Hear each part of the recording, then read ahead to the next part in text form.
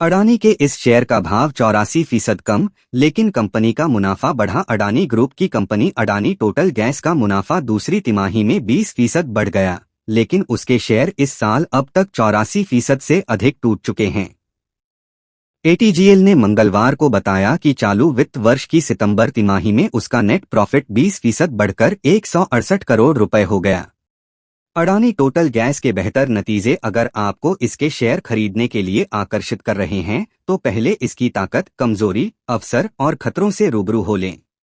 Share price history. Adani total gas के निवेशकों को इस साल अब तक 84% से अधिक का नुकसान हुआ है।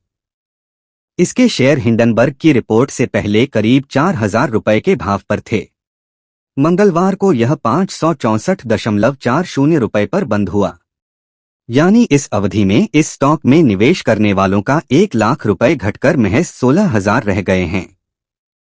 इसक 52 हफ्ते का लो 522 रुपए है। पिछले 6 महीने में यह स्टॉक 41% और 1 महीने में 7% से अधिक टूट चुका है। अडानी समूह और फ्रांस की टोटल एनर्जीज का संयुक्त उद्यम एटीजीएल शहरी गैस क्षेत्र में कारोबार करती है। बेहतर नतीजे के बाद खरीदारी करें या दूर रहें। स्वॉट एनालिसिस। एटीजीएल की ताकत बढ़ते लाभ मार्जिन के साथ शुद्ध लाभ में बढ़ोतरी है और कंपनी पर कम कर्ज है। मुख्य व्यवसाय से नकदी पैदा करने की मजबूत क्षमता की वजह से पिछले 2 वर्षों से परिचालन से कैश फ्लो में सुधार है। साथ ही पिछले 2 वर्षों से वार्षिक शुद्ध लाभ और प्रति शेयर बुक वैल्यू में सुधार हो रहा है। एटीजीएल जीरो प्रमोटर प्लेज वाली कंपनी है। स्वॉट एनालिसिस। अडानी टोटल की कमजोरी मुनाफा कमाने के लिए पूंजी का अकुशल उपयोग की वजह से पिछले 2 वर्षों में आरओसी में गिरावट है। शेयर होल्डर्स के फंड का अकुशल उपयोग के कारण पिछले 2 वर्षों में आरओई में भी गिरावट है। पिछले 2 वर्षों में आरओए में भी गिरावट आई है और कंपनी नेट कैश जनरेट करने में सक्षम नहीं हो रही। स्टॉक का मोमेंटम बहुत कमजोर है। लघु, मध्यम और दीर्घकालिक औसत से नीचे कीमत है और शेयर 52 सप्ताह के उच्चतम स्तर से सबसे अधिक गिरावट दर्ज कर रहा है।